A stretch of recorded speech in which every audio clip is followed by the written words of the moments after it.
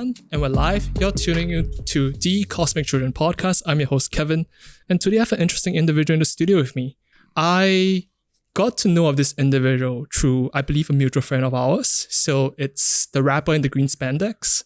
Go. So I met him at a really unconventional place on the MRT without his green spandex, and he was telling me about your work. He was telling me about this rapper called Sweet Marysue and how I had to check him out. So I checked it out and I found your work to be fascinating. Thank you. So for those who might not have heard about you or might not know what you do, could you please introduce yourself?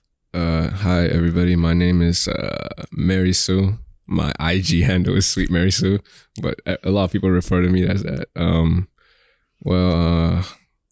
I make hip hop, definitely more introspective, less mainstream, more abstract sounding hip hop. Yeah.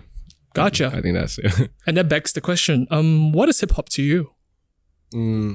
How would you define it? Well, that's a big question. So, hip hop, man, I don't know. I don't think I can be the one who defines what hip hop is. I think like hip hop is so ever expanding. Like it changes every few decades. I mean, every year actually now. Yeah. And I don't know, maybe like hip hop is just culture that came from that side of the world, that community of people. And I think like regardless, wherever you make it or however you make it, it's always got to go back to the roots there. Yeah. I think that's hip hop culture as is. Yeah. So hip hop is culture to you? Yeah, hip hop is culture. Yeah. Gotcha. Do you remember what are your earliest inceptions of hip hop? Like, was it a piece of music? Was it a particular rapper? Yeah. I think my first introduction like to hip hop is probably like as most kids from outside of the US or maybe my age range, Eminem, I guess. Yeah. I mean, just some of his mainstream stuff, like Love the Way You Lie or something. Yeah, it's kind of embarrassing to say now, but I mean, like, yeah, it's just like easy listening music and it's always on the radio. And it's like, damn, this guy can really rap. He's saying so many words in so many seconds. Wow.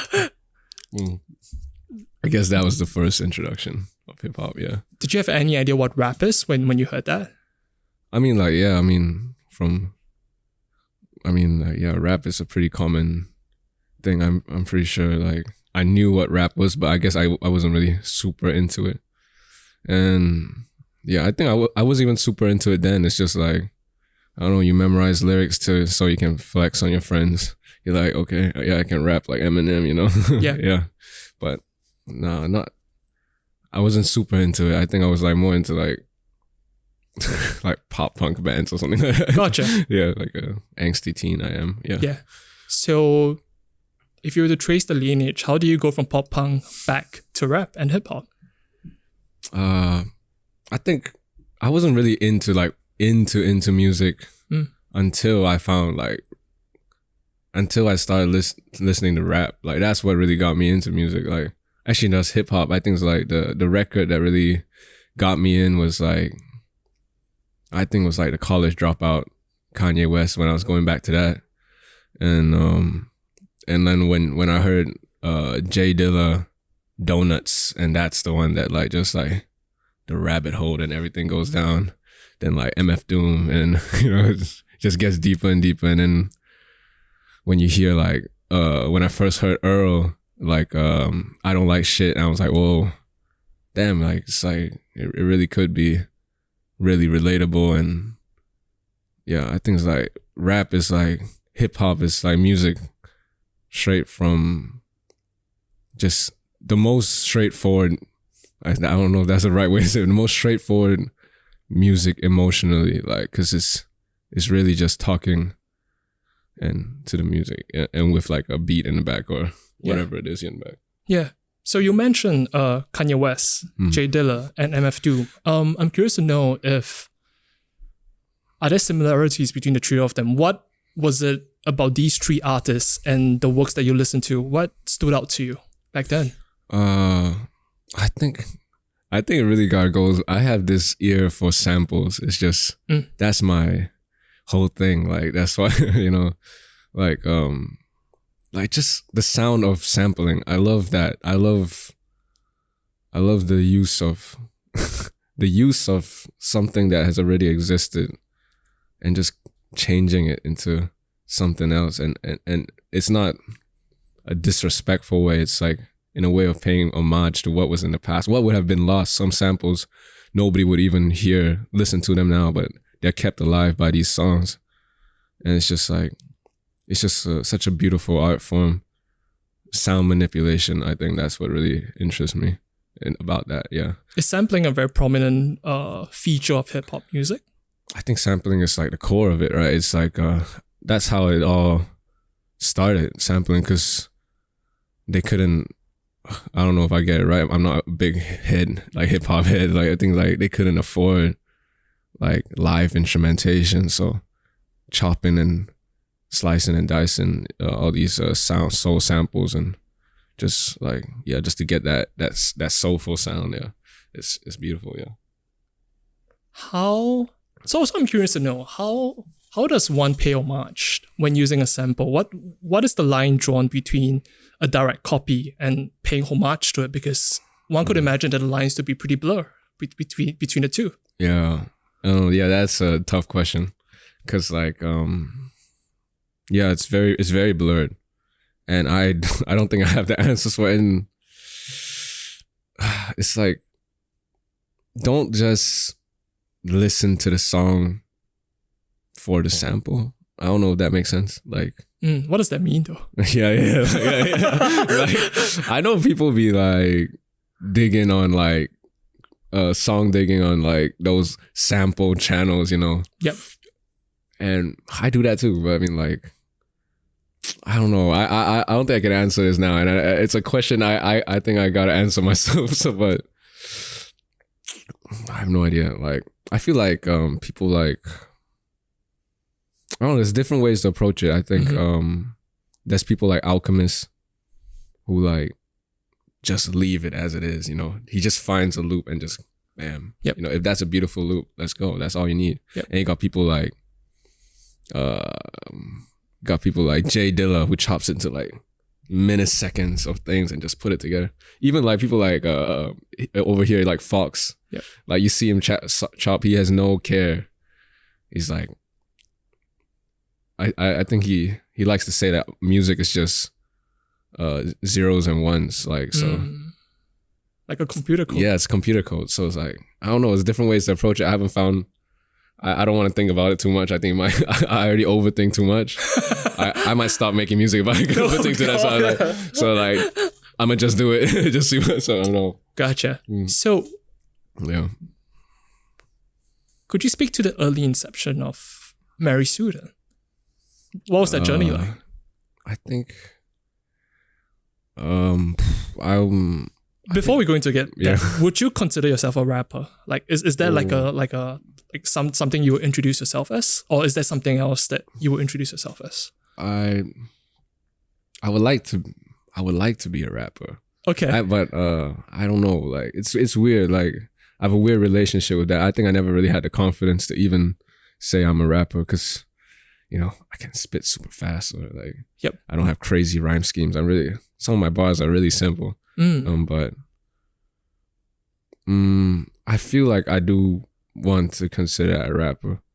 I'm a rapper and then a hip hop artist, or just sound artist. Sound artist. That would be nice. Okay. Sound artist. I don't know, maybe I'm looking too far ahead, but I think, rapper maybe.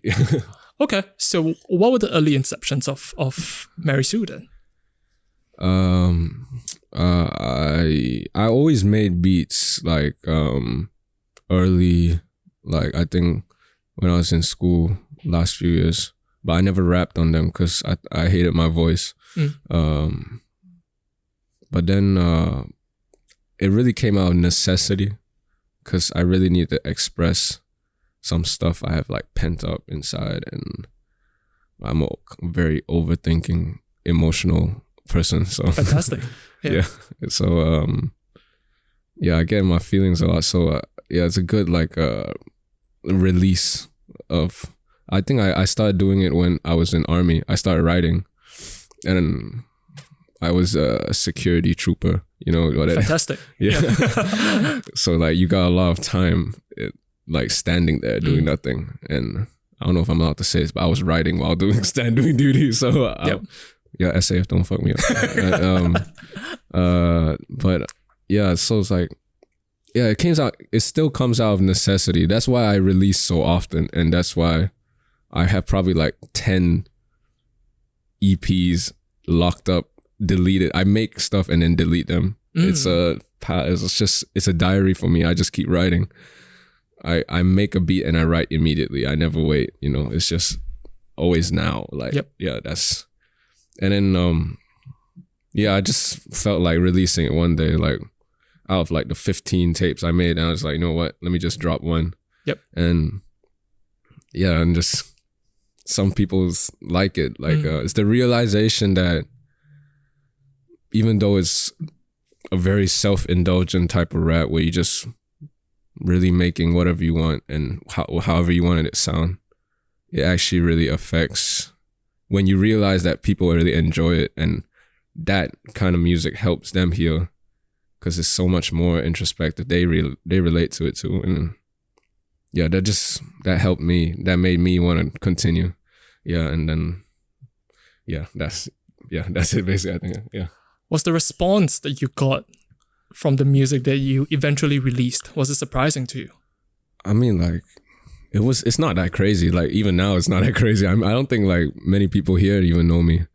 But I'm very lucky to have people overseas from like scenes around to have like found and liked my music and became like friends and collaborators.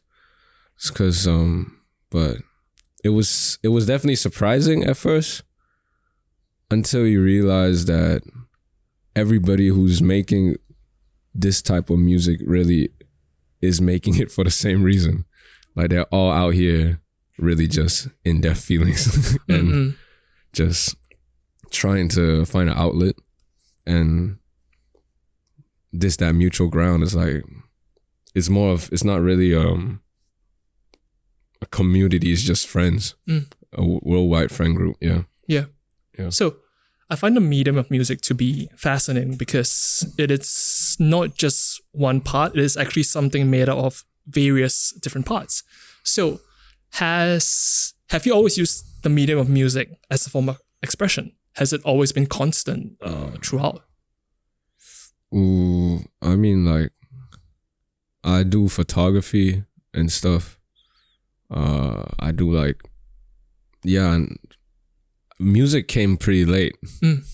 No lie. And my parents always see me do random stuff. You're like, you're always switching your mind. Now it's music. Now it's that. They think I'm going to.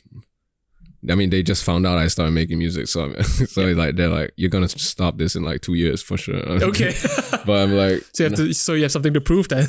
Yeah, I had to stick to it now. But I found music the most direct. I feel like visual is not the most direct to express a thought. You can express an emotion easier through sound and music, because music comes with, like, there's a way, like, even the song title itself is just one whole package, right? But I feel like with sound, with sonics and texture of like your voice, the sample, it's the clearest form of what I'm trying to express, and right now, I guess. And it's the easiest. Yeah. Is there a particular aspect of the medium that fascinates you? Like you said, sonics, because sonics could be the bass line, or could be the lead guitar, or could be the beats, could be the samples. And when you go to like the voice, it could be the cadence, the rhythm. Is there a particular element that fascinates you more than the other right now? About hip hop or just like music in general? Music in general. For me, I think it's that feeling. It's like it's when you hear something, I think everybody connects with that thing differently, but that that part that when you hear something and your heart kind of like lifts up a little bit. You know what I'm saying? No, I don't know what you're saying. You don't know when it lifts up? Like I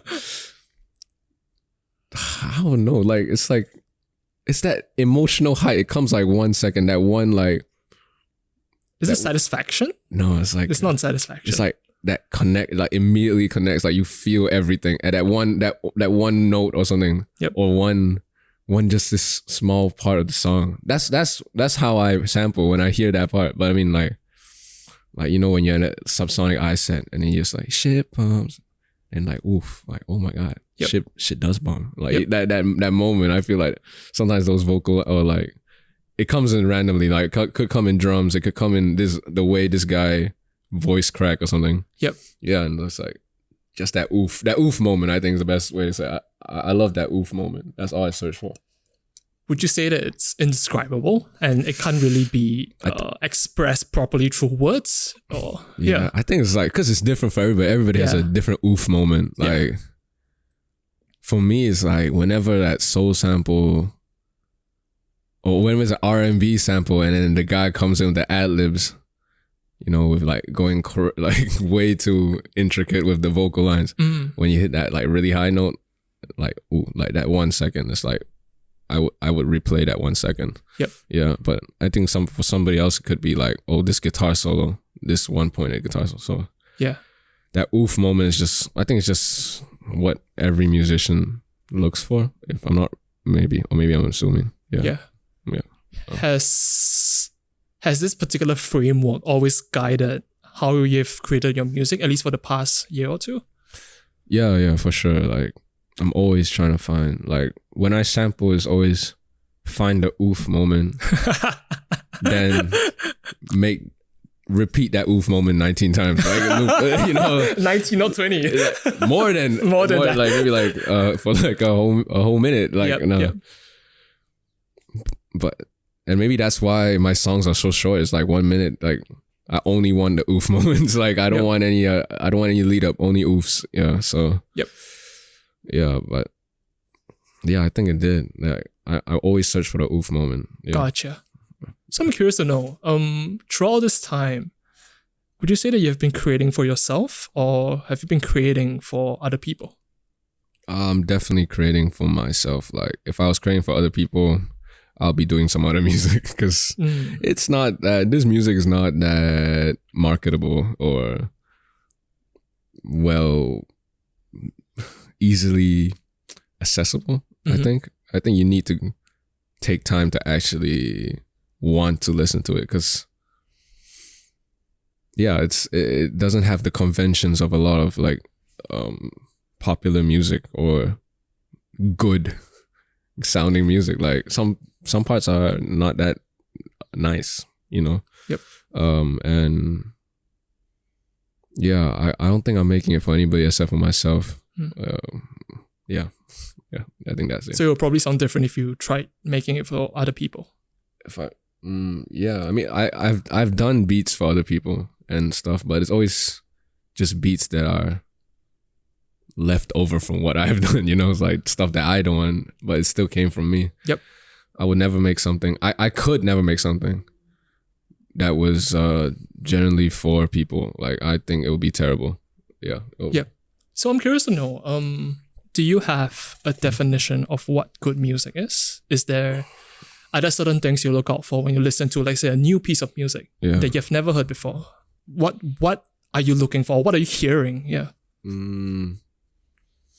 Good music, like good music, like my opinion of good music, or just like what do you think is good music? Opinion. Okay, like because I think good music. I think there's good music and music that I like. Is that the same thing or? I believe it sounds like it's two different things. So please define it. Yeah. Because like I honestly think a lot of the music that I love is not good.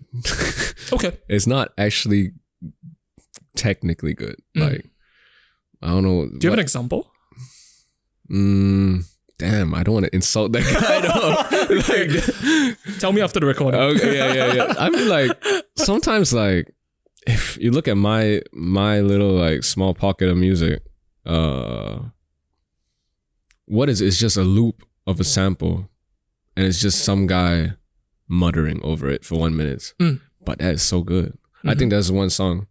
Okay, it's not bad, but it's not that it's not good, but I don't think it's like generally, it can't be defined as something that's, I feel like good music has to be like, when I think of good music, I think of like, okay, fine, like Kanye West, you know, it's like nice beats, clean, good raps and stuff like that. Yep. Or like, I don't know, yeah, J Dilla, they're intricate, you know. Yep. I think there's this song, like, I think it's my favorite song of all time. And it's just, it's by Cities of Eve. I don't know if you know, have you heard of him, but this is abstract rapper, hip-hop artist, sound artist actually. And then he just, it's just this loop. It's so bare loop, like it's legit just cut from the song like that, just boom, 4 bars. And it's just in auto-tune and he's muttering like, I wish you can't even understand what he's saying. Yep. I swear I cried to that song so many times and I don't even know what he's saying. But I can't consider that good. Like I feel like the amount of effort. Okay, but it has that ooh feeling. It has that ooh feeling. And yeah. That's what I love about it. Doesn't take it's like it takes more from the heart and soul than from the brain. Oh, that's interesting. And I'm trying to, that's what I want to do also, like make music less from the brain and more from just feeling. Like just, even with writing, I know rap, especially rap, is such a methodical thing. You think about a rhyme scheme, you think about how you want to sound cool. Yep. You want to sound deep, you want to sound wise. And I think that even in my in my stuff like I have out now, is like, okay, I still want to sound like, okay, yeah, I'm talking about this thing, but I want to show that I can deal with it. I'm dealing it with writing, and I'm dealing with it in a smart way. Like I can put nice little metaphors together, but that kind of is like a filter from that pure emotion. Sometimes I feel like you should just get on the mic without writing. That's what I'm kind of thinking right now. Like, get that filter of the brain away and just pure heart. Yep. Yeah. That's so it's pure heart and pure emotion, because you mentioned before it's like a way your music is for you to express, right? Yeah. And let's say if you're putting all these technicalities in front of it, it's kind of like a filter. You are obstructing the emotion. Yeah, for sure. So how does one capture emotion? and it doesn't have to be, because emotion is not, sometimes like human emotion is not pretty, like it's petty and gross. Yep. And the most pure form of it might not be good. It might not make good, might be kind of off-putting. Yep. And bare. Yeah. So like, I wouldn't say it's good, but it's beautiful. I don't know. No, not beautiful. No, it's just pure. I don't know. I feel like purity is more what I'm interested in than good now. Yeah. So on a similar tangent to that, when I think of purity, I think of authenticity. Yeah. So I'm curious to know, what does authenticity mean to you in the context of your music? Authenticity is like just being real. Everything you say, like, you gotta mean it, you know? Like I can write good if I really wanted to, like if I really wanted to go ham with all the rhyme schemes and all that. Yep. But sometimes, like, just be you. Like, don't worry about it sounding good. Okay, now we're going back to that. Yeah. So it's like, and I feel like people fall into, and maybe me too, when I write, we fall into what's that word? Just patterns of what you have heard before. So like, just throw it away and don't care about if this sounds like something you heard. Just write like a diary. That's authenticity. Make music like a diary. Don't care, like, don't compare it with something you heard before. Even if it does sound the same, but you don't compare it, that's just you naturally making it in a way similar. But just don't have that thought that it has to sound like this. Don't come in with the mindset that I want it to sound like something. And I think that's where authenticity comes from. I think, yeah. Is it always that simple for you? Because it sounds like you have to ignore or even put down certain voices in your head that say, oh, this sounds like that, maybe I won't use it. And is it always that simple? People like to say I sound like Earl Sweatshirt or write like Earl Sweatshirt. I really don't think so, but I guess that kind of bugs me sometimes when I'm writing. It's like, oh, do I use too much of the similar metaphors? I know he likes to use mud too. So like, but it's like, that whole point of thinking is just also just too much. I feel like those, at that point, scrap the track, like fuck it. Like, all you gotta do is get to that point where you can't even think when you make, I don't know, like, sometimes like I get to that state of mind where I'm making shit like off. I really don't think. I'm really like half asleep making, and then just writing whatever I want to write, and then just it comes out. I think it's like my last release on SoundCloud was this like tape. I made that in 3 hours. It was like a 10-minute long EP. And it was just like, I don't know, it was a buildup of lost shit that happened. And then, I don't know, just like that. I didn't think, and I didn't write anything down for that track. And I listened back to it and it's like, yeah, that's the most pure I ever wrote. And some of the lines don't make sense. It's just me repeating a lot of stuff over and again. But yeah. Yeah, I think it just comes from insecurity and just letting go of that. Stop comparing. Yeah, I don't know. I've been circling around. I'm a terrible talker. Yeah. Okay. Sorry. It sounds as though the process of creating, and when you're in that state, it's almost meditative. Yeah, or just get really drunk. Yeah, that works too. Yeah, that does work. Honestly. Yeah. So with regards to what you mentioned about creating that EP in 3 hours, is this something that you can recreate? Do you even want to recreate that? Like, No. Do you have to get to that particular stage where you're just creating and you're free of, I guess, inhibitions and stuff like that? It's like that for that one specifically. It's just like a overwhelming amount of anxiety and just stress. Like not even stress, just like sadness. I don't know, random. I don't even know where it comes from, but when you're in that state, it's like you're really creating to survive, like to like, it's almost suffocating until you get it out. And it's like, you put everything out. And it's like, yeah, we leave that, because did it feel good after? It did feel weird. I was about to delete it like 3 hours later until like some random dude messaged me like, yo, no, this is how I know when my music hits. This random dude just messaged me, are you okay?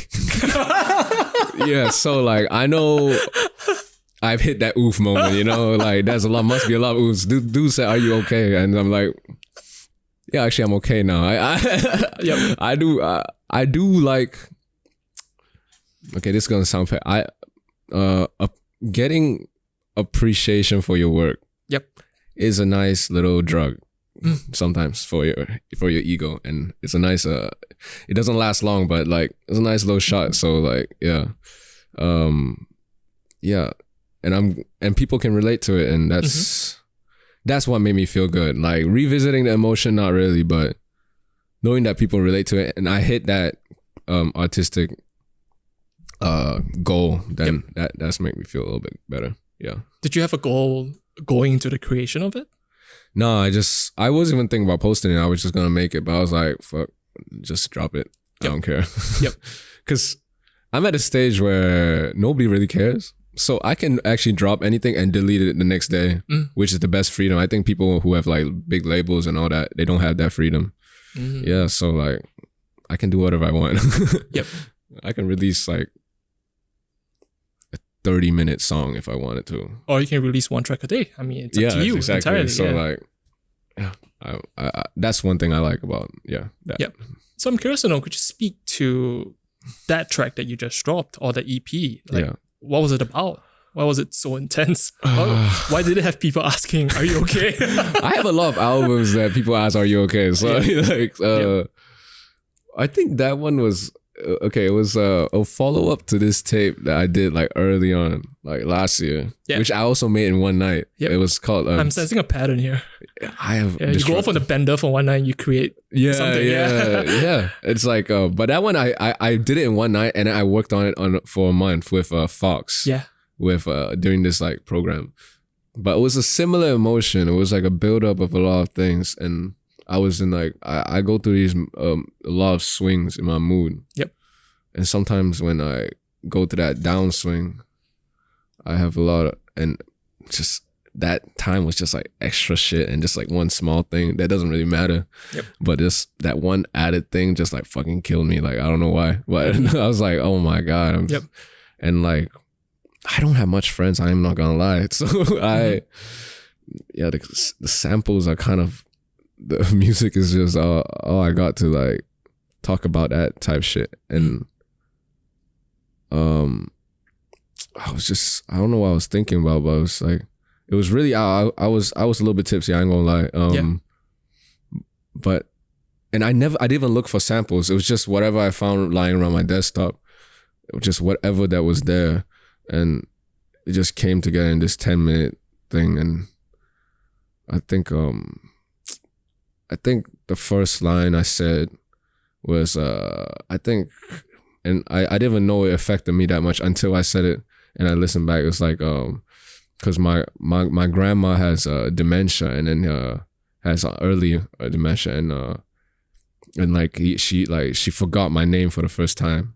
And I think I didn't know how much that affected me too. I said it because I was speaking out of conscious, and I'm just I don't know. Yeah, that tape is just build up of thoughts and just things that happened that I knew was gonna happen, but I didn't want to. Like it's just like something like that. Yeah. You didn't want to? Like I didn't, like you knew that I already knew my grandma has dementia. So like, and I already knew that day was gonna come, but I didn't want it to happen. Like I didn't want that day, and then when it finally came, and then also just other shit, like more private shit, like stuff like that. Yep. Like I knew whatever was gonna happen, but I mean, like I just wanted to stay in that space before whatever happened. That the moment in that time, uncertainty, it's uncomfortable, but it's still better than it happening until you actually fully go through it, and then like, okay, thank God it happened, and then I can re-center myself now, instead of always being hanging on the side. Yeah. I don't know. I'm rambling now. Thank you for sharing. It sounds like when you got the diagnosis, like you mentioned it's inevitable that it will happen. Yes. But do you feel like a sense of like things can move forward right now? I don't know. Like that one's just complicated. I mean, that's put just a pin on that. Yeah. Yeah, that's just one aspect of it. Yep. Other stuff happened during that few months, and just me overthinking also. So yeah. Yep. Yeah. Do you think it's something that, let's say, a couple of years down the road, when you listen to it again, it will kind of transport you back to where you are right now, and you're listening to what you said on the tape? It's kind of like a monologue in a sense. Yeah. Every time I listen to my old songs, it's like immediately, like I remember exactly how it feels and where I was, and because I record so fast, like I really, once I make a beat, it's immediate. Some people sit with it. I never sit with it. I immediately write. And the first verse that comes out, I put it on. I don't edit it. Even when 3 days later, I listen back, it's like, if I said this line, it might hit harder. I never change it. I just leave it there. Is that unconventional? That it's so prompt and so hasty and so fast? I think so. I think most hip hop people spend time with it. I think even if you ask Sean, a B-Goat, I'm pretty sure he takes a while to write, and it's good, like, because it makes it the best thing it could possibly be. But like I said, I'm not really looking for the best thing. I'm looking for the most immediate response. And the most true response. And I feel like that's immediate. That's like right there. That's the first verse. Always, yeah. So I have a curious question. How do you know when a song is done then? What's stopping you from just iterating.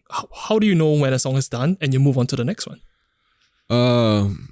Because my song structure is easy. I have no song structure. I can barely call them songs. It's just a verse with a. I don't have multiple verses. I have one verse. I barely have a hook. Like I don't remember last time I have a hook. Yep. It's just sound and words. So once I have nothing else to say, then it's done. It's like an audio diary, basically. Yeah, like my music is easy to make. Really, like if you can really tap in and you really know how you want to say, I think everybody can do it, and everybody maybe should do it. I think it's nice. Actually, I don't know. Maybe it's not. Maybe not everybody should do it. Yeah, because sounds like you have to go to dark places. Yeah, after a while, you kind of wonder like, shit, am I just here so I can make another Bender EP or something? You know, no, but yeah, I don't know. But yeah, I think it's. I forgot a question. What was the question? In essence, how do you learn to trust yourself to finish a piece of music or song? Yeah. Song is just when I have nothing to say, when I have nothing else to say, and usually, and because my verses are so short, right? I have max 2. You know how like rhyme schemes, like you sometimes switch to another rhyme. Mm-hmm. Sometimes I just leave one rhyme and I got no more words to rhyme that is relatable. Okay, I'm good. I'm done. You know. But I liked, that's, it's really natural. I don't have any, I don't think about it a lot.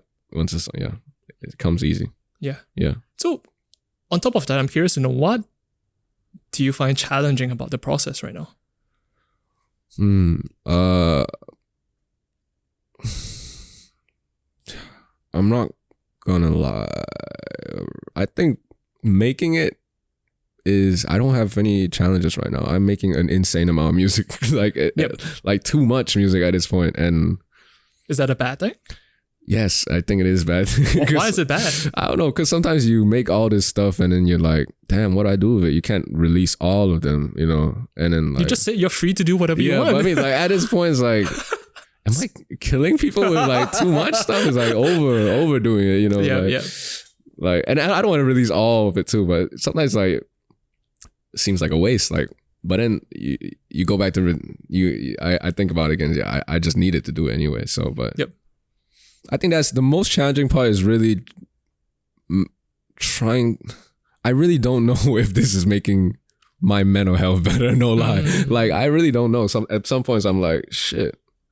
Like, is this actually still healing at this point? Like, I don't even know. But it's almost an addiction at this point. Like, I really need to do it. Like, it makes me like I can't take a break. Like, I can't have a 1 week break without writing. I need to write or make some beats or something. Like, it's a bad addiction. And so when you feel something, you break out the drum machine and you start doing. Sometimes I don't even feel anything until I break out a drum machine, and like now I feel something. Okay, good. Now we're back in the state. I don't know. It's just I don't know. It's a bad habit, but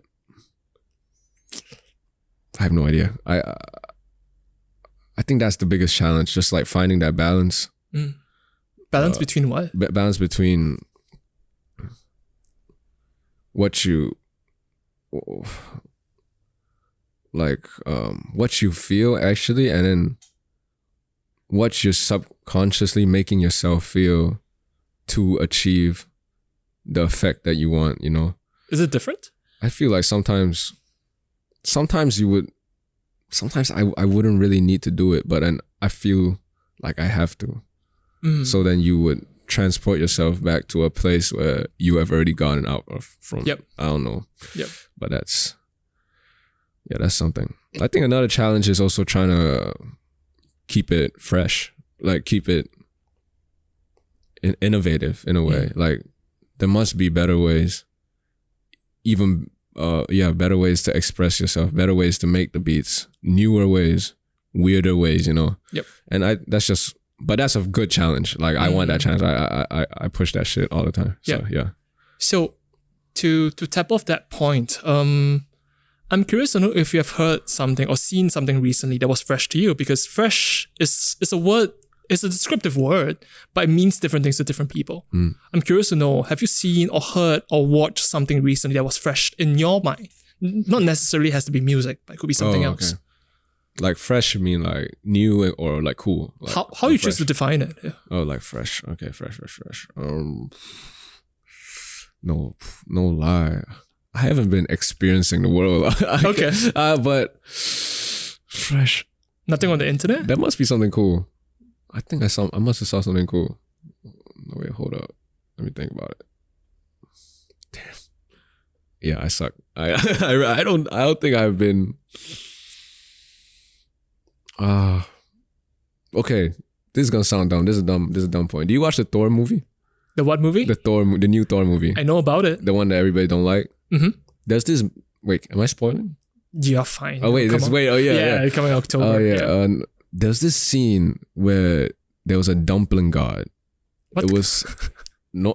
So it's Marvel's live action, and then suddenly it's like, okay, they were in this arena with all the gods of the world. There's Zeus, and then like all that stuff. Mm-hmm. And then suddenly it's like this guy said, "Oh look, there's dumpling god," and it's like this anime dumpling. I was like, wow, that's really weird. I can't believe they allowed him to do that, and just I don't know. That shit amazed me. That shit stayed in my mind for many days. Like that's that image of that dumpling. Oh yeah, it's a stupid point, but yeah, that's the only thing that amazed me recently. And that was pretty fresh, right? Because you wouldn't have expected like a live action show to have something like that, yeah? Yeah, and it's like, damn, Marvel has gone way downhill. They're really resorting to some cheap tricks now. Basically, yeah. I have no idea. Yeah, I think that's it. I'm pretty like, I don't watch a lot of things. I should watch more. I used to watch a lot, but now it's like I don't really watch much anymore. So I'm on social media a bit, but I mean not like a lot. I'm not really browsing, I'm just talking to people sometimes. Yeah. So yeah, I haven't seen anything fresh. So the flip side to that point is there a piece of music or media that you would like to listen or watch again for the first time? Ooh. I think there's this the music, there's a lot. Mad Villainy, that is by MF Doom and Mad Lib. Yeah, I would like to experience that at first time again. And then before you move on, why though? Yeah, it's just so good. It's just so good. Like I just want to experience it. No, it's like, because you never get back that first feeling of hearing that song. I still remember that song I was talking about that I said wasn't like necessarily good. It's called Ryonica by Cities of Eve. I want to experience that for the first time. Yo, that shit almost broke me down. But like, it's like, damn, that was so powerful. Such a powerful song. Like he was like, I think that was his one line. He was like, I wish you well, wish you well. I'm like, oh my God. It's like speaking to me. Like, oh my God. Like, that's so good. Like, I was like, I want to say that to people now. Started like sending people, I wish you well. Yeah. Nah, but always like, yeah, I don't know, like this. Yeah, that, okay. In terms of shows, I really love BoJack Horseman. Do you watch I know about it. It's dope, yeah. Yeah, that show really connected, and I loved it. Oh, there's this anime called Ongaku Ao Sound. Have you heard of it? No, I've never heard of that. It's like, what is that? 3 dudes in Japan. There's only 3 dudes who made it, but they did this crazy animation. It's like in a really cool style, like using stereoscopic stuff, and it's about this 3 thugs who don't know anything about music, forming a rock band. They only have a snare and 2 basses, and that's so interesting. Yeah, and it's the whole songs were just like them playing one note, and everybody loves it. And I was like, yo, I love that. This is this crazy movie. I love it. Yeah, really relate to it. I'm like, yeah, I want to make music that is just one note with one snare. Like, I think that's the ultimate goal. Yeah, I think that's why I liked it that much. Why is that the ultimate goal? Is it because of the simplicity of it, or the stripped downness of the message, or whatever? Yeah. Yeah, I think it's because everybody said they felt that raw emotion in that one note. And if we're talking about raw, that's basically the oof moment. So they achieved the oof moment in the most simplest form, and yeah, that's all I want. Yeah, that's all I want. Yeah. Yep. So knowing what you know now, I'm curious to know. So let's say if you look back at Mad Villainy. Yeah. do you know why it's good? Are you looking at the technicals of each song? Are you looking at how everything is produced, how things are put together? Or are you able to just put everything aside and just consume? Because if you're a creator, you will look at things differently than a consumer. That's true. That's true. So how are you looking at, let's say, a song from Mad Villainy right now, or the whole album, or how it's put together? Because I think Mad Villainy, I think there's two types of albums that you can appreciate in two different ways. Mad Villainy is one of those extremely just good, just too good. Beat making wise, it's just, even as a creator, you're trying to analyze how they did that. It's just it's just magic. It just blows your mind. And then of MF Doom's rhyme schemes and shit is go crazy. So it's just in awe. That's oh man, damn, wow, that's crazy. And there's other types of albums where it's just damn, I really relate to that. Cause some of my favorite albums are people that I work with, or people that I know, and you know them, and it's they're not that big, and it's there's this song by this guy I work with quite often. He's Tony Montana. This is UK artist. There's this song Heart of Gold on this tape called Keisha. And it's oh my God, just it was just one sample loop, and his voice also that's all you need. That's probably my most listened song. I listen to that shit on repeat. So it's it's not much, it's not that technical, it's not that crazy, but it's so good in the other way. So yeah, I think that's two ways to appreciate albums. Yeah. So you mentioned about collaborations. I'm curious to know why collaborate. What does it bring out in you? What does it do for you? Collab. Just most of my collaborators, they understand it. They understand the vision. They understand what I'm trying to do, because they're doing the same thing, and it's really rare. I haven't found that yet here, except for one or two people. Are we still talking about the Benders, or are we talking about something else? Oh, I'm talking about You mentioned that they know it, so I'm curious to know what you're talking about. The sound, I feel every scene subgenre has codes, I think things that, other people hear this song, they will hear differently. Yep. Than people who understand the codes, how we chop the samples, what we look for in the samples, what we say. Those are the codes that link us and let us know it's a secret, hey, I got you. And once you find people, it's just once you find people that understand, I don't know, maybe it's relatable in all creative scenes. Once you find those guys who understand your look or your visuals or the way that you create, and then it's just magic to create with them. It's you finally found belonging, Yep. People make dope music here, but don't get about that but I haven't found that except for maybe one or two guys here. Yep. Yeah. So it's collaborate is really just me being less lonely. If not, I'll just produce everything myself, Yep. But it's always nice to have another voice, another person. Yeah. Yep. Yeah. Yeah.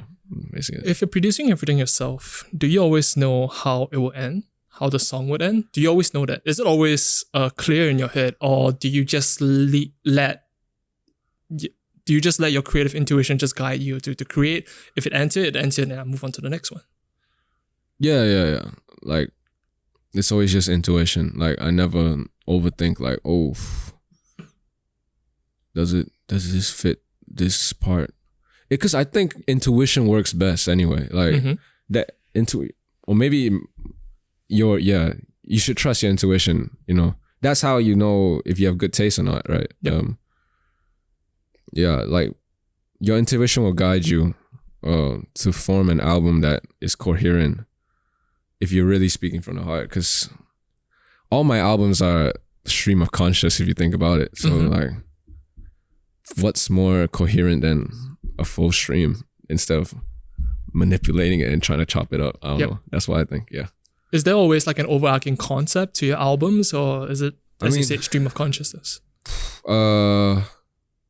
think I always try to have a stream of conscious type to sound at least coherent.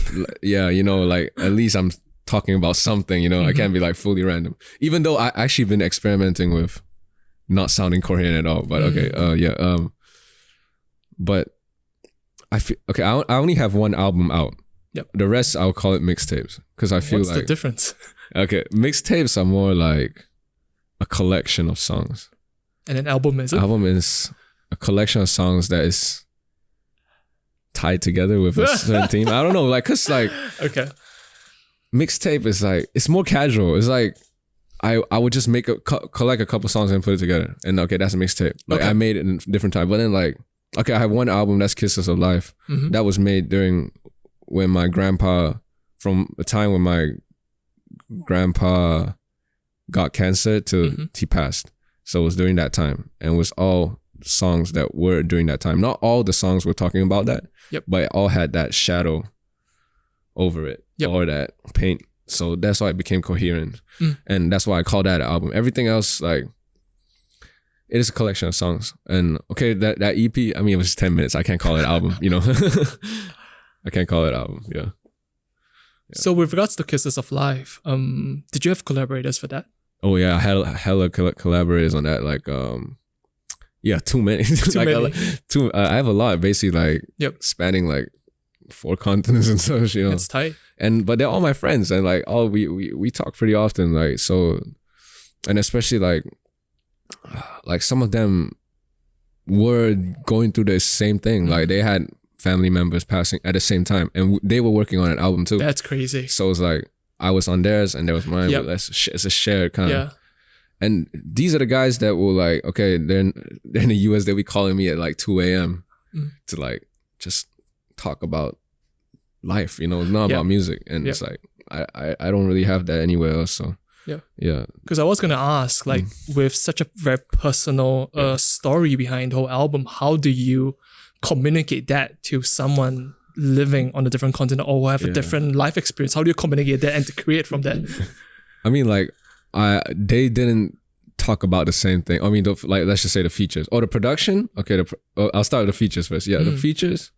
So I felt like Kisses Alive was, my parts were personal, but it was more of like, I wasn't really trying to make a insular album. I was trying to make a capture space in time album. That's why during that time during that time was also like, I think, is it tail end of pandemic, like serious pandemic? I think like last year November, like when shit was starting to get better. So it was like, it made sense that if the world was opening up, I should open up at the same time and get all these people. It was my first album, so all these people, because during that time there was 2 things mainly on my head. Like, okay, I'm in this music shit now, and my grandpa is not in the best condition, and then other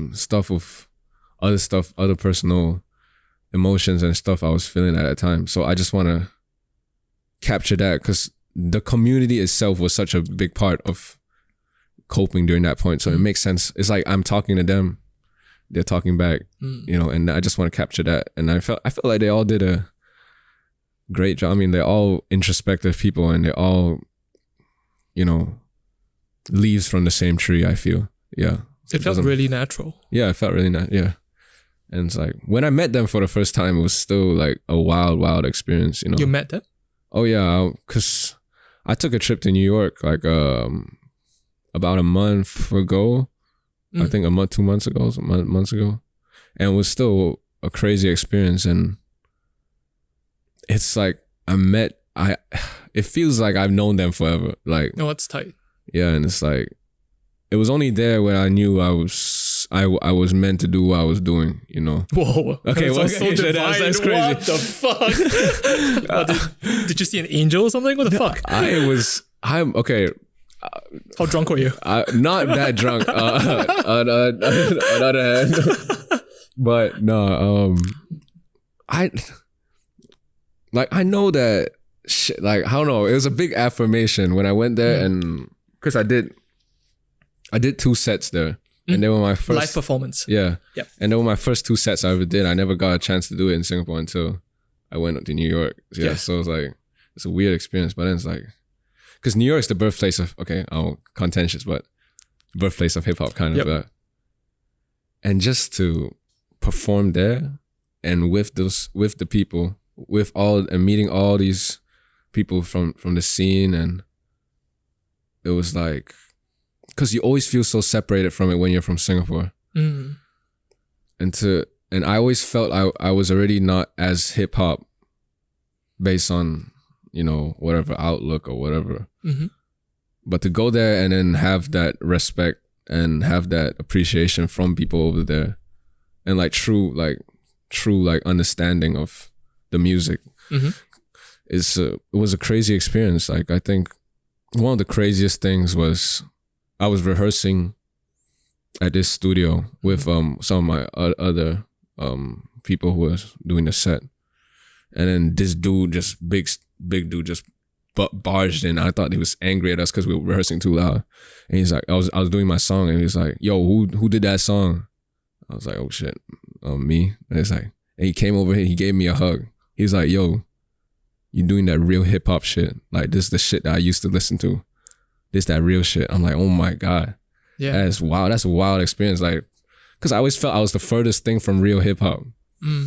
And to have that affirmation there, it's like, it's wild. So it's like, I have that newfound confidence, I feel. It might be a shallow type of confidence, but it's still important. Yeah, I now have I have a firm belief, like, I'm pretty good. I know what I'm doing here. It's like, I'm curious to know, how did the performance come about? Were you booked to perform and that's why you traveled? Or, Well, most of my listeners and most of the people who know me even are actually overseas, like UK, US. Like, that's so, like, I swear, like, more people know me there than here. Like, Singapore haven't really caught on yet. I think not yet, but soon, hopefully soon. But yeah, so like, they always said, like, whenever I went over, they got a set for me. Wow. Whenever, like, I'm trying to go UK, but it's expensive. I was very lucky to go New York because of some circumstances that have gave me that exact amount that I needed, and I was crashing at like a bunch of dudes' places. I didn't have any accommodation. I didn't have to spend accommodation. No glitz and glamour, basically. Yeah, dude, I was on the floor. But that is hip hop. Yeah.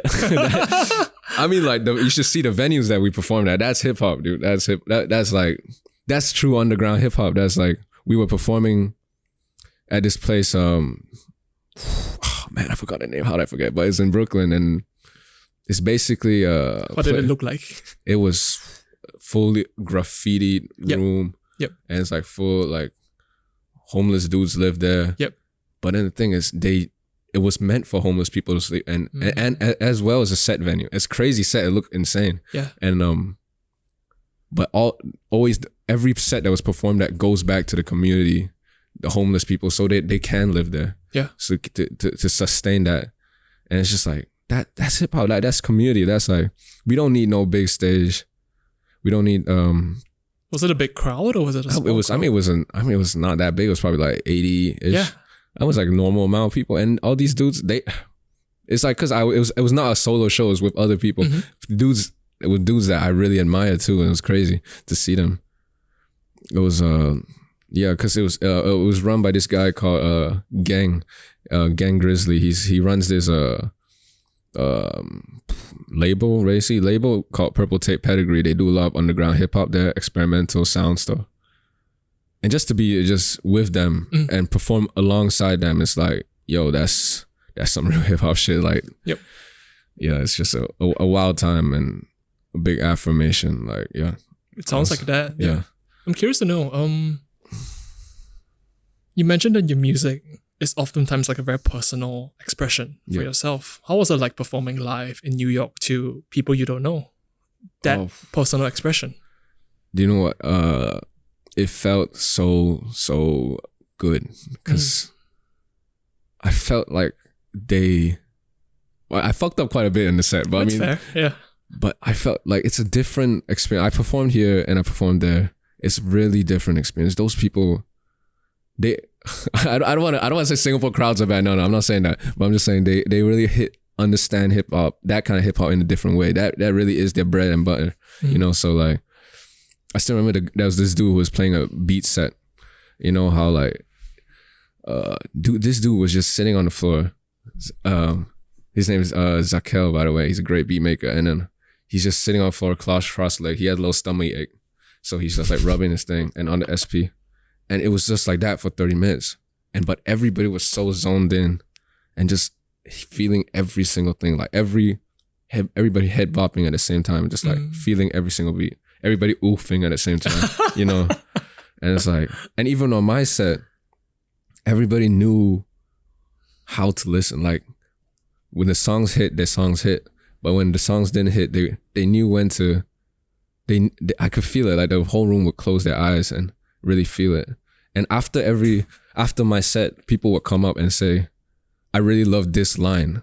How often is it when you perform here when somebody could pick out lines and say, wow, this really impacted me. This related to me on this.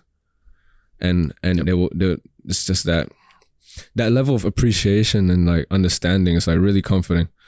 And yeah, it's just, it's a different type of crowd, and it's special in that way. Yeah. So I would love to go there again, you know, but it is what it is. Would it be safe to assume that that level of appreciation kind of feeds back into how you create as well?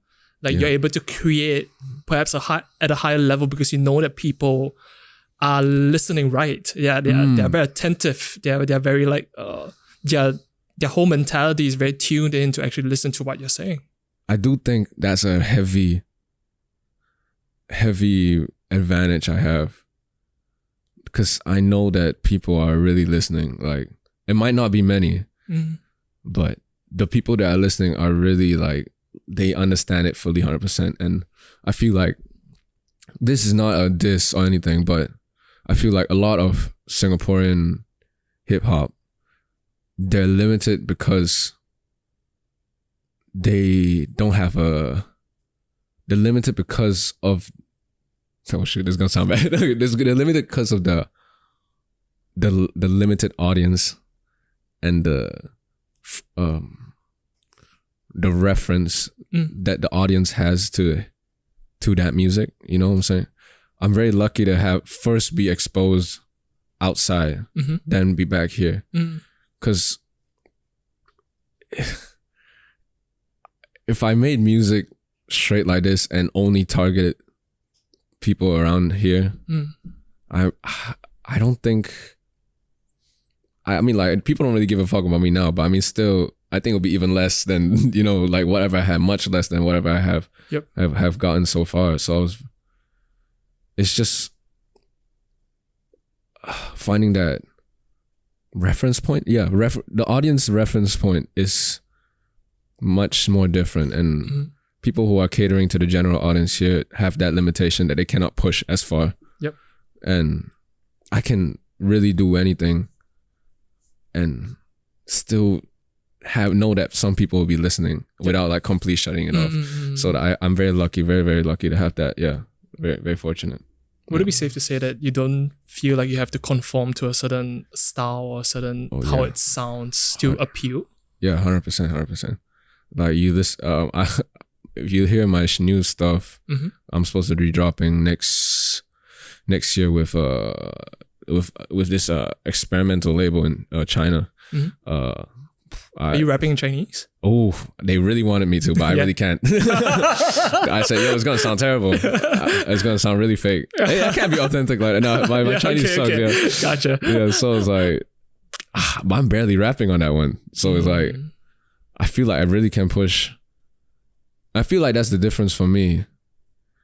Cause there's no way, okay, we're gonna talk about, people like to talk about hip hop as a game, you know, like, who's winning the game, you know, like, you know, in Singapore is like, you got the big rappers, right? You know, you got like, you know, the Def Jam people, and they're great, they're dope, they're great rappers, and they have a nice like hold on this place, and obviously like, but then I don't have a hold here at all. Like I really don't need, like, I don't have to play it. Like my one is kind of like random. I don't really exist in a location. I exist in more of like a sound. Mm-hmm. And that sound is always expanding. Yep. So like I have a lot more freedom in that point where the way for me to win is to be more wild and be more niche. Yep. Like, yeah, but then sometimes for other people is to make more bangers, which is not, I wish I could make bangers. I ain't gonna lie. Yeah. So yeah. But freedom is a currency in itself as well, isn't it? Yeah. So it's like, because you never know what people might have to trade maybe their creative freedom. Yeah. Because when you are in a bigger production, you have bigger names, you're working with bigger people, and it's not solely done by yourself anymore. It can be done by other people. And in that way, you lose the creative freedom or the vision that you have. Yeah, it's like, that sucks. Yeah, I mean, but I feel it's like a trade-off. And like relevancy and clout. Yep. That's currency too. And yep.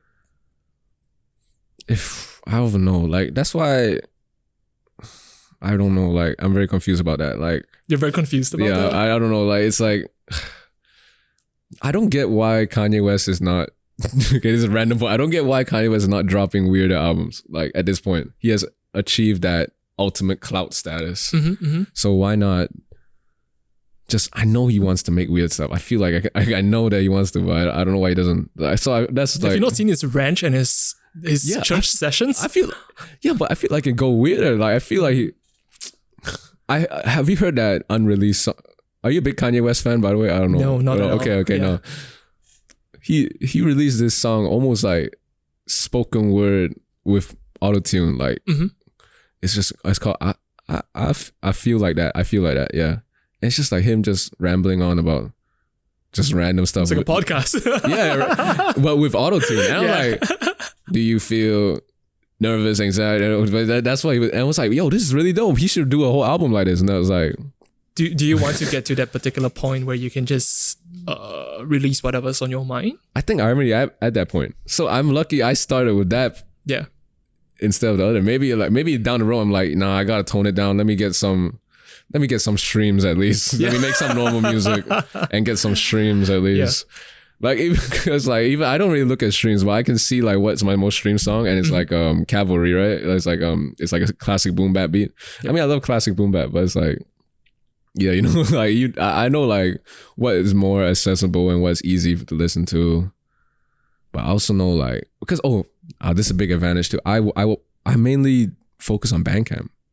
Spotify and Apple Music is just not even secondary, it's like tertiary to me. Is that a different playing ground? Yeah, Bandcamp is crazy. Like, and I feel like more people should get on Bandcamp because you really, in terms of like supporting yourself as an artist, you get way more money from Bandcamp because it's money's like you get a streaming how much streaming how much you get, like what 0.0000 not even 1 cent. Yeah. But every time one person buys an album, that's like $5, so it's like $10 or something like that. Yeah. And people can donate whatever they want. So it's like, but to have that audience to build that audience, that quality of audience that is willing to pay.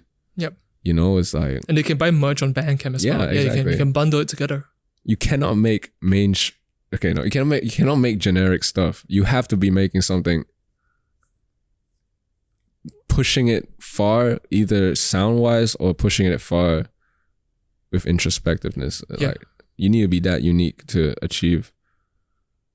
Yeah.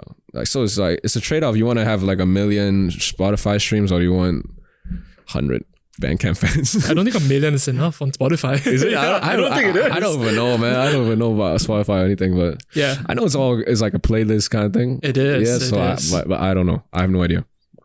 I might sound bitter right now. I'm not sounding bitter, right? So would you consider? So you wouldn't consider yourself mainstream? No, I mean, not at all. Nah, no, okay. I don't think so. I think I would be really offended if I'm. Gotcha. That's one word I would be not. I'm like one of those like indie kids from. Why is that? I'm curious to know why. No, I mean, okay, I won't be offended, but I mean, like, it'll bug you. I'll be bugged. It's like, damn, I tried that hard to be real and okay, you know, like. wait. Okay. Like, yeah, it's like, I'm not mainstream at all. I don't think so. My sound is not mainstream. I don't try to be mainstream. I'm trying to push it as far as I can. Like with my new stuff, I'm trying to make it further than niche. Like at points, I'm like, does this sound bad enough? No, like no. But yeah, it's like no, mainstream is. I don't want that at all. Like no, mainstream feels like there's nothing wrong with it because yeah, you're succeeding definitely. But I mean, mainstream is just generic, and I don't feel like what I'm talking about is so personal. How can it be generic? Like how can abstract is the most pure way for it to sound, or avant-garde music or whatever. I don't really know what it means. I heard when I went to New York when I met Gang, he said. He's a big hip hop guy, but he even said like he cannot listen to mainstream artists anymore. Like it's not possible. Like he cannot. It's just not fun to listen to. Like it's just there's no way. He said this in a voice memo. I sampled the voice memo, but he said there's no way what they're experiencing at that point with like those giant artists, right? It's anything close to what we are. Like it's the relatability is just filtered through so much label and Spotify and management and like 15 producers or whatever shit. Like how at that point, how is it how authentic can it be at that point? I don't know, but this sounds really like this sounds petty as heck, but I swear it's not. But yeah, that's I agree with what he's saying. Like I can't really listen. I love Kanye West back then, right? I can't really listen to Kanye West anymore. Like I don't have that same feel. Like I can't, yeah, it seems weird, but yeah, big artists like even Kendrick, and I know Kendrick's the GOAT always, no doubt. But I can't even really listen to the full album like in the same way I can last time. Yeah. Do you think it's a maturing of your identity as a creator, or was this something else? I think it's just I appreciate the minimal and I appreciate the lack of polish. The lack of polish is my favorite thing. Like bad mixing is my favorite thing. Bad mixing. Yeah, my songs are mixed terribly. Like I feel that it makes it feel so much better when you know that you're hearing this song that is mixed in his room. Everything, like he's recording on a mic. I've dudes who are recording straight off from a phone. Like no joke. And they make dope stuff. And I even saw this one. This is crazy. This is pretty fresh. This dude, okay, he's trying to get this person to record. She's in Europe. They're in the US and VA, Virginia. This is Turbo and Messiah, shout out to them. But I saw them hosting an IG live. And holding it to their phone and telling her, yo, okay, we're gonna play the beat from the other side. Please, spit your bars. That's crazy. And they recorded and I heard the song. I was like, what? How does this sound good? I'm like, oh my gosh. Yeah. That's crazy. And they put it on live just to show everybody. That's like a new different of. That's pretty fresh. Yeah, that is fresh. That's fresh. I love that. I love DIY. Everything I do. All music videos, every visual. It's quite funny you mentioned that, because in a world where art is increasingly trying to be perfect, like you have to perfect everything. Yeah, you hit a certain point of algorithm, like 3 minutes and 48 seconds, everything's perfect. Oh yeah. And something like that stands out so much because it's so jarring. It's like a audio technician's nightmare, really. You record the fucking song through the phone, through 2 phones on an IG live. No, because my new album, I actually tried to get someone to mix it. Yeah. Because I was like, yo, this sounds okay, too bad. Like it actually hurts your ears. Yeah. At this point, I was with him. Shouts out No One. He's a Singaporean producer. Yeah, I went to his house and he was trying to master. He was whole time he was just like so angry at me. He's like, why do you do this? Like, this is terrible. And then so it was a very long process. And funnily enough, he sent after the master. I had to fuck it up again. I'm like, this is too clean. I don't like it. Like, yeah, I ended up remaking it to make it sound worse again. Yeah. I don't know. This is just, I don't like it when it sounds too good. It's just not real enough for me. You just can't. It doesn't sound right. Yeah, I don't know. Yeah, that's just me. Maybe it's terrible. People have been asking me to get a better mixer. So, but yeah. Are you gonna acquiesce to that? No. Because it costs money too. What I love about my music is that I don't need to wait for studio time. I don't need to wait for anything. It's all on me. I do my own album art, whatever. So I can just, if I make a song today, I can drop it like 1 hour from now. Yeah. Yeah, you know, like. It sounds really liberating. Yeah, it's like, I know people have to wait for studio time. Yo, I gotta save up money to just get a secondhand mic from Carousel. That's what I did. And then USB, just plug it in, record, that's all. And then mix it yourself. And the thing about me, right, I talk about doing all this. I never watched a single tutorial because I'm way too lazy. I've never seen what's the correct way to mix music. Just do it just play with it till it sounds right. And then, yeah, that's it. There we go. We're ready to go. Yeah. I don't know. But do you imagine that trying to tweak and taking things the straight and narrow, it kind of removes away the fun and the magic of it? Yeah, because sometimes the lack of knowledge leads to innovation. True. Yeah, right. In everything, I'm pretty sure. Like even in like, actually, I don't know. Maybe even in design, is that true? Maybe like if Photoshop, if you know somebody who doesn't know how to use Photoshop, they will use it in some like crazy way, and then might be kind of hard. I don't know. Maybe not in a technical program, but perhaps in like art or like the painting, design, perhaps. But I think it's more often than not you see people.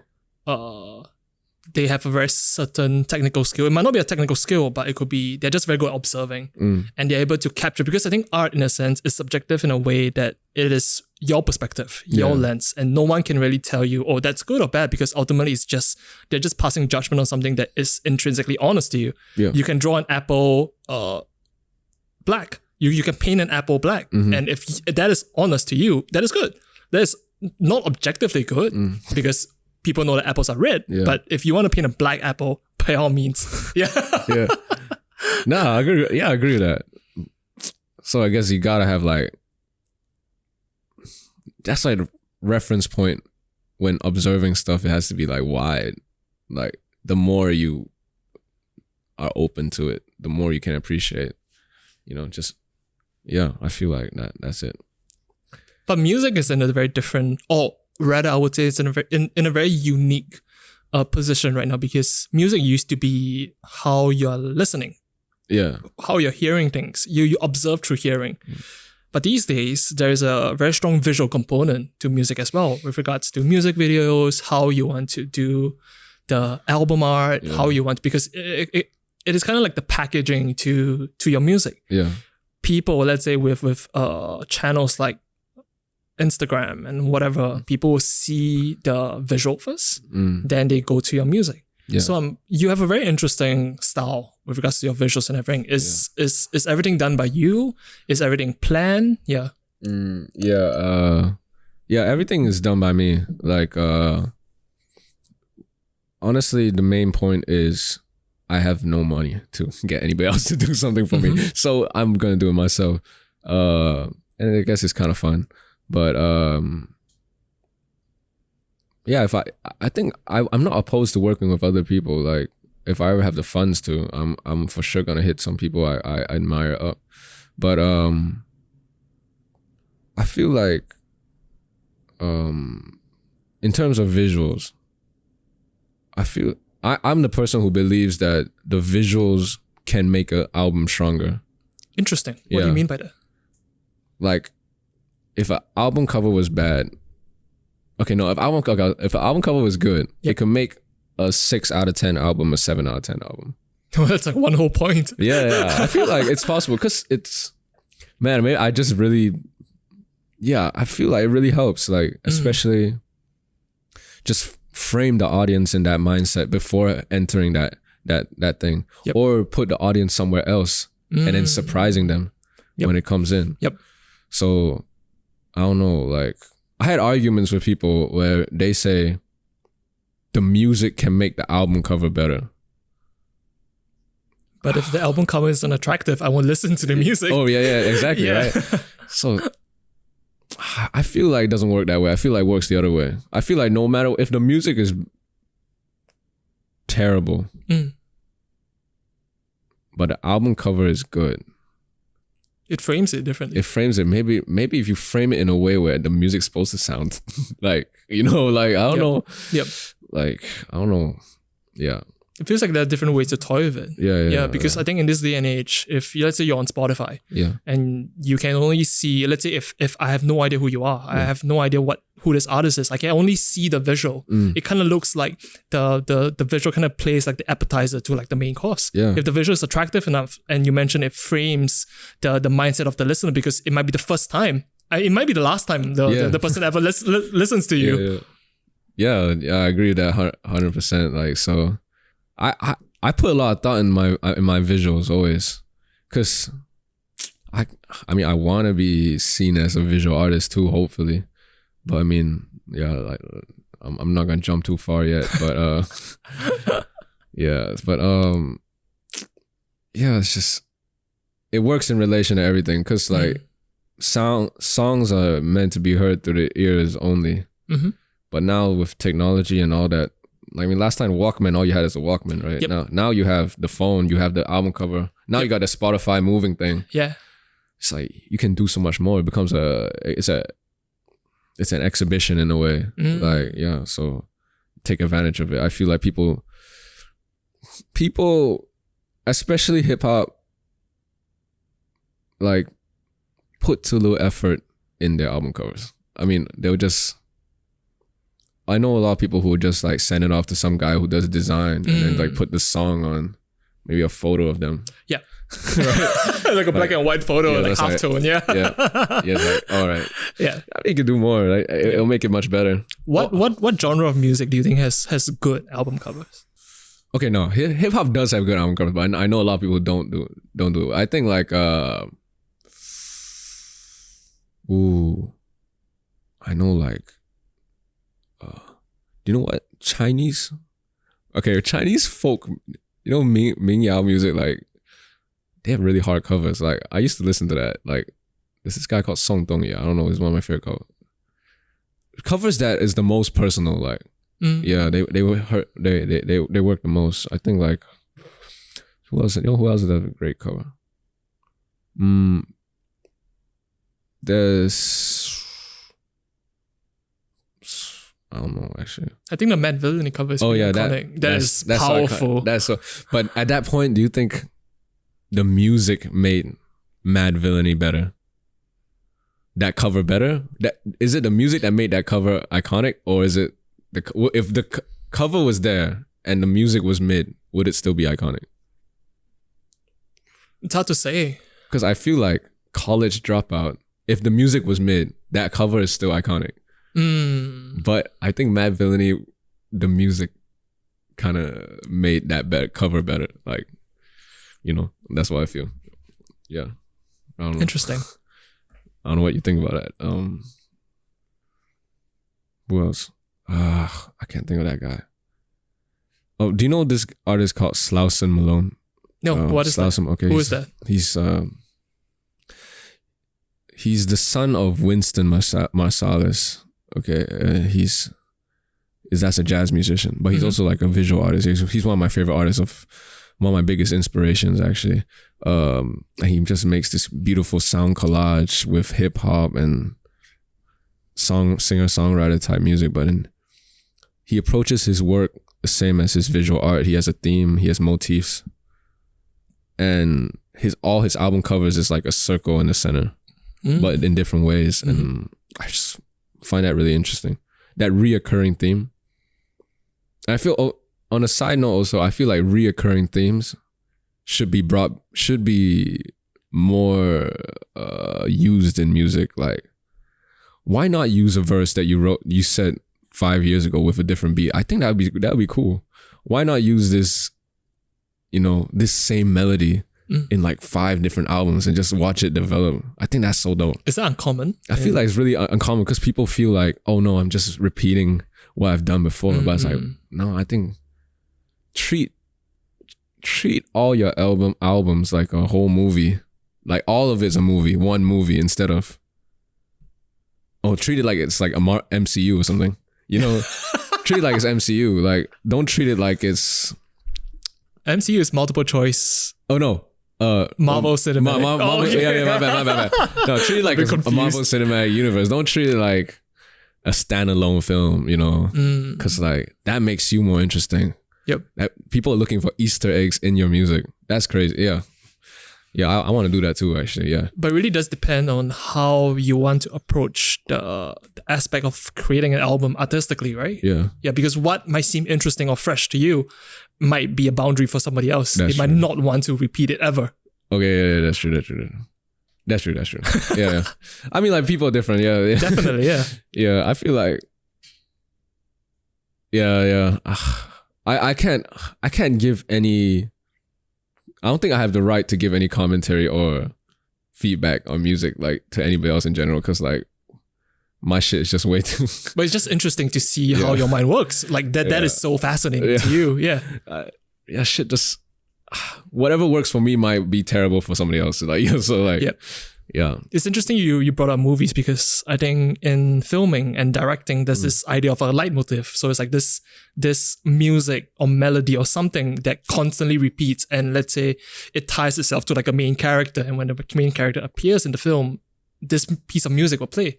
That is common in directing and filming. Yeah. So it's interesting. It draws similar parallels to what you just mentioned about perhaps repeating like a verse or a line throughout, let's say, the album or throughout several albums. Yeah. To view your discography like that. Yeah.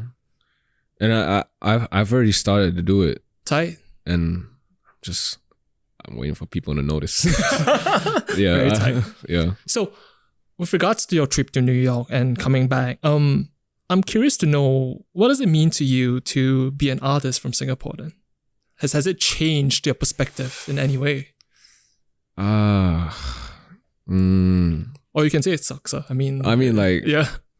I'm not gonna lie, like, I get pretty bummed out about being an artist. But I mean, like, I know there's a lot of advantage. I actually have this strange, like, I wonder about this sometime, like, if I was in the US, and if I was in the US the entire time, I was like an American person or something, let's just say, and I'm making the same music, would I still have, would it have been easier or would it have been harder? You know, in a weird way, like, I'm the only person doing it here.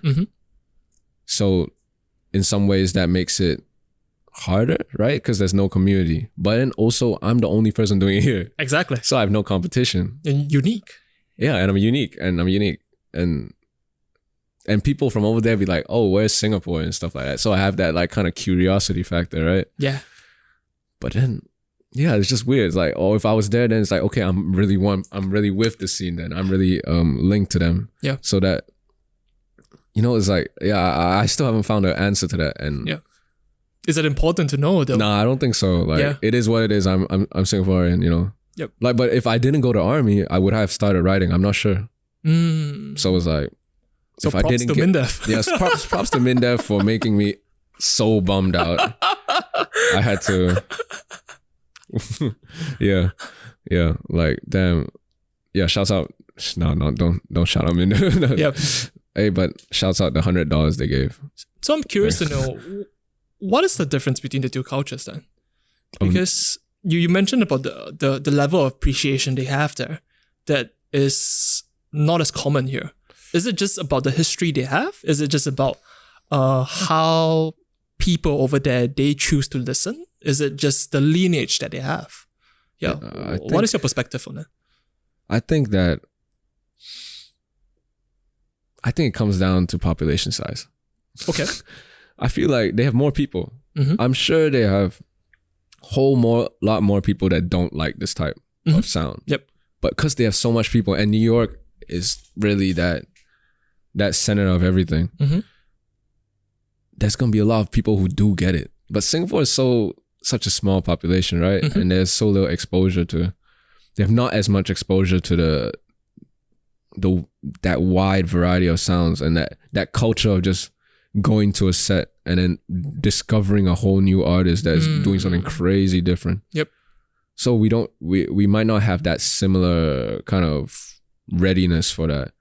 But New York has that. New York, yeah, because it's just bigger. I'm sure if I go to London, or if I go to, even in China, right? The label is starting to do some like light promo and stuff like that, and people in China like get the references. That's cool. I think that was strange, but cool. Yeah, right. Like they were like talking about. I saw this comment. It was like on my songs. It was like 新加坡的 navy blue. Like navy blue is like a really like in that scene. He's that guy. Like if you don't understand this scene, you won't know who navy blue is. And it's like, damn, they know. Like it's there. Like, and it's like there's this firm like grasp of understanding there as well. Because I think if population size is big, yeah, Singapore small, and then so what fucked her? Yeah, no. I just feel like people just and you know what's a weird thing? I always feel like this type of rap will fit Singapore the best. Why is that? I feel like because this type of rap is always it's not about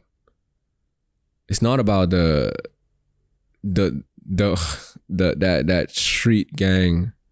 I mean, it could be about it, and it can, but it's also for everyday problems and problems that really everybody can feel. And I feel like everybody has something worth saying, especially in Singapore. There's so much stress and there's so much competition, and how can people not feel something to say? Like, I know there's something to say. It's just, and the canvas of a simple loop and sample is just so much better than, okay, not so much better. It's so much more, it's a much better canvas for you to paint that.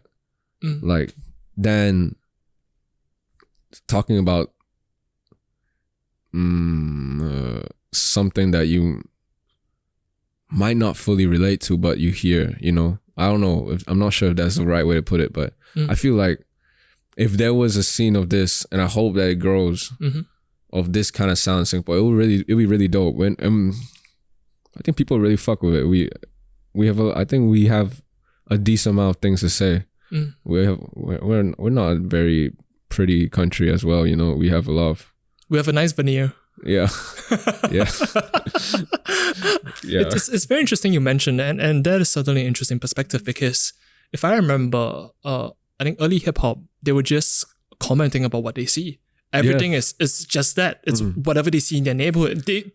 I believe that they have no idea it will become like this. Yeah. I believe they are just rhyming things that they see in their everyday, whatever they were experiencing back in the 70s to 80s. I mean, New York was a pretty shit place back then. Yeah. So it's interesting to have the perspective about how perhaps the style of music, of rap, is actually something that Singapore could really fuck with. I think it could. It's just, but what I feel like a lot, there's gonna be a tough one. There's gonna be a lot of people that make rap has to come from a place where it's not just about emulating that sound. Like, that's not it can't be the purpose. The purpose, if you want to make this type of shit, it has to be to express yourself fully, and that to have that one, and to have, even regardless, I think for this to start, even regardless of people not giving a shit, whatever you do, because in the end, I'm very well aware that I would rather see people would rather see a bumping trap, like nice trap drums concert. Like, I would rather see that than, okay, maybe not me, but I mean, like, most people would, and it makes sense than some dude mumbling his problems past some old chopped up soul samples, you know. You know, it's like, but you need to get past that want to succeed. Okay, wait, that's not want that's so strange. No, you need to get past the want to succeed in that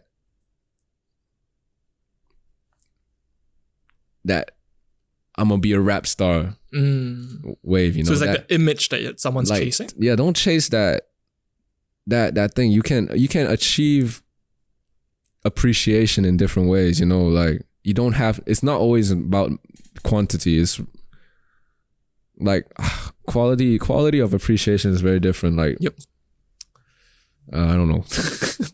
I don't know. Yeah. I think it's interesting to consider Singapore's creative scene in general, because I think I've been told by an individual before that the mainstream is important. Whatever one would classify the mainstream as is important, is because without the mainstream, there won't be like a fringe on indie scene. Yes. Nobody will care. Yeah. And it's because of there being such strong mainstream acts that the fringe can really thrive, because there always have to be a counterbalance.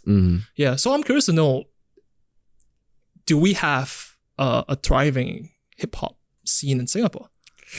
Yo. Or is it all doom and gloom for the aspiring hip hop artists? No way you're asking me this. That's crazy. But that's the thing is, I don't really understand. I didn't really understand the Singaporean scene until like recently. Like until like everybody introduced me to everybody, and I understand like where the map is. Really. Were you very detached from it? I was pretty detached from it. I really don't know anybody. Gotcha. I mean, like up until. Like, yeah, really, I mean, still nobody really knows me. So, I mean, yeah, but, yeah, it's nice to see. I think hip hop scene is dope in Singapore. Like, I mean, you got like people like Young Raja killing it everywhere. Yeah, you got people like Fariz and Jabba and all that stuff. They're dope and they can really rap. Singaporean rappers' technicality is always good.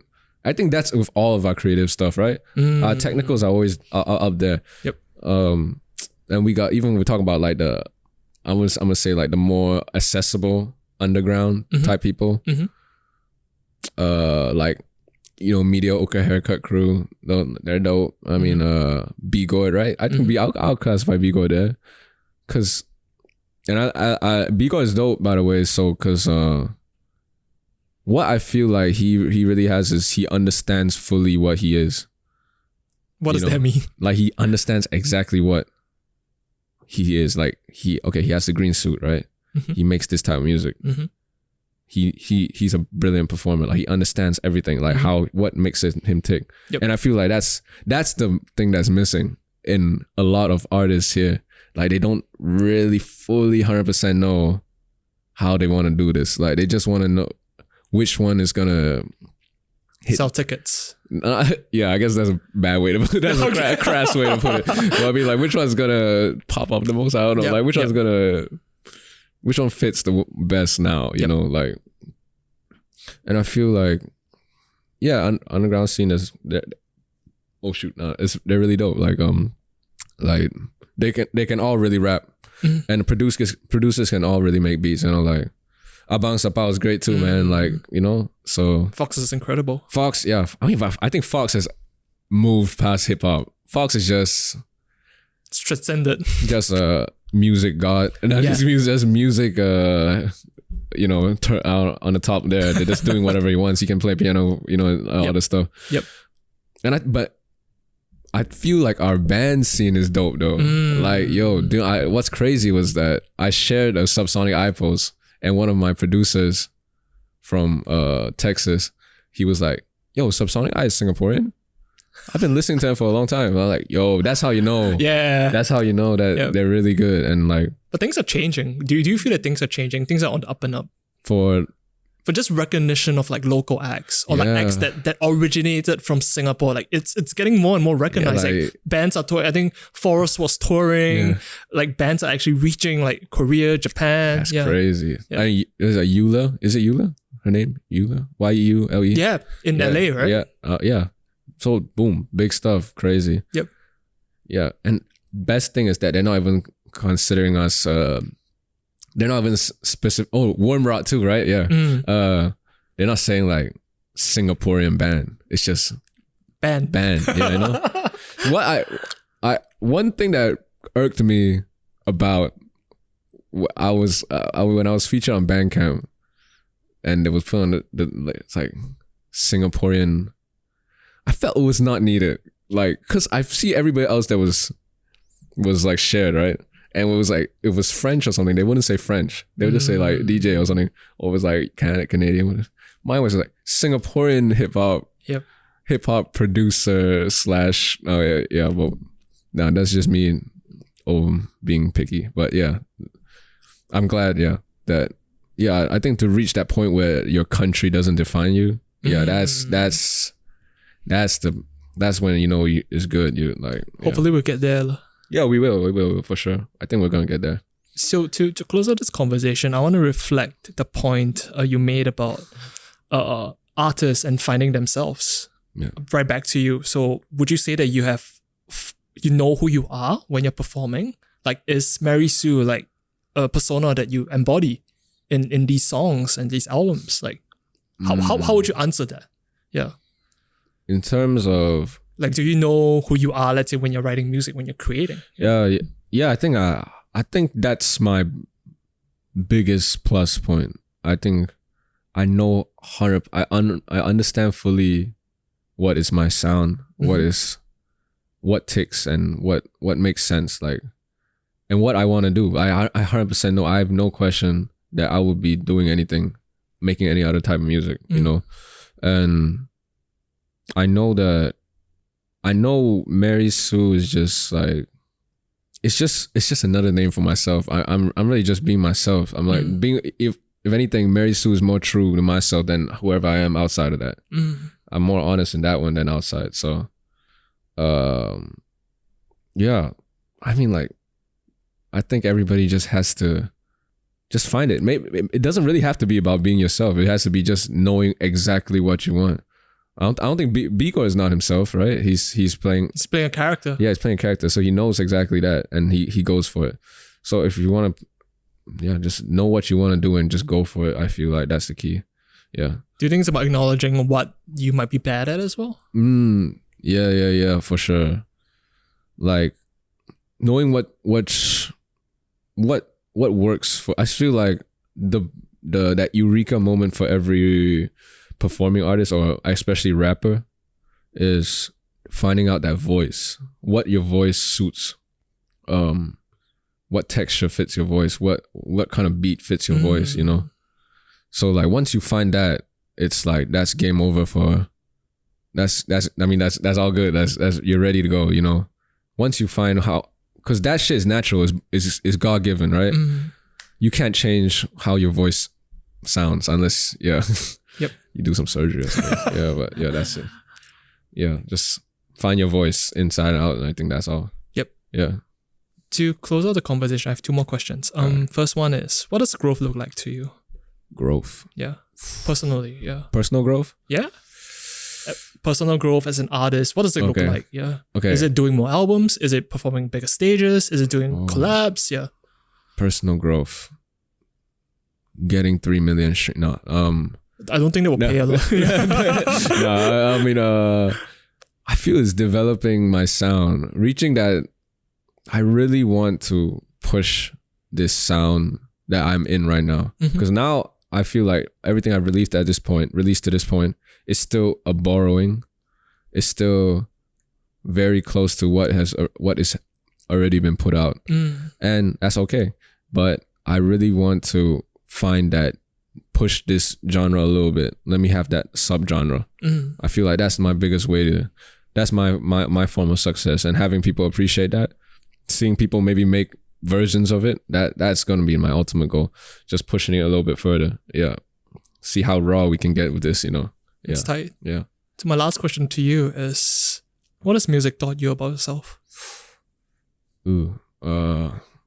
Music has taught me I am not a perfectionist.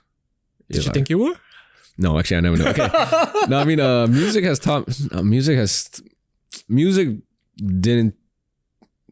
doesn't teach me anything. It just reveals to me what I wanted to reveal to myself anyway.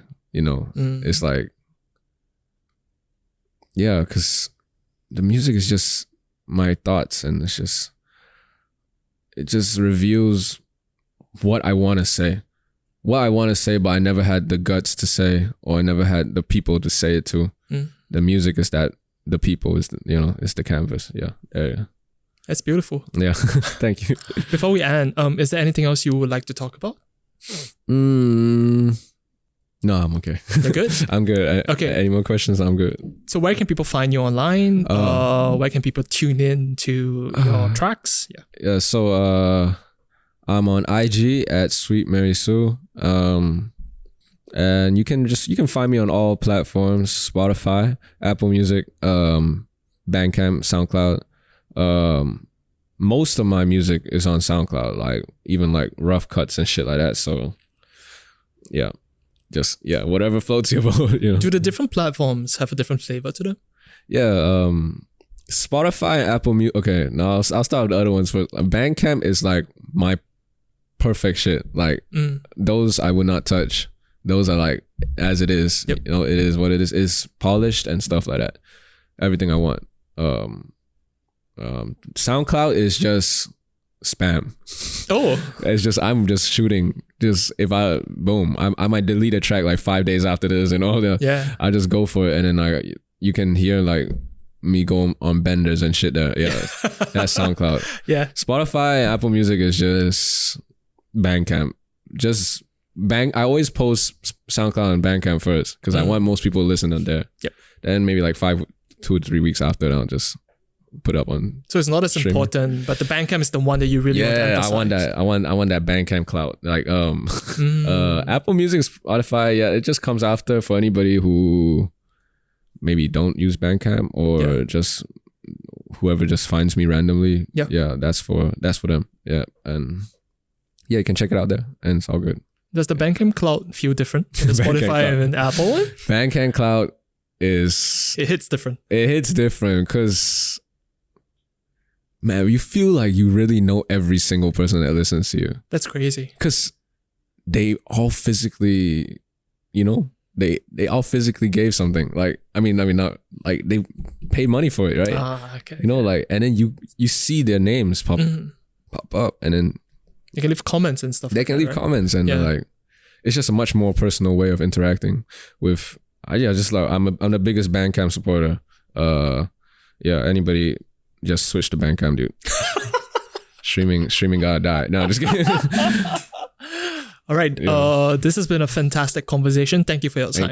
Thank you for inviting me. This is dope. I'm a big fan of Tell Your Children. They're the best. Yeah. Thank you. Yeah. Please sample that. Yeah. Thanks, man. Can I get you some more water? Oh yeah, can I have one? Thanks for listening. We hope you enjoyed the episode and feel inspired. If you enjoyed what you heard thus far, do give us a follow on Instagram. And don't forget to share and subscribe. Stay tuned for the next episode.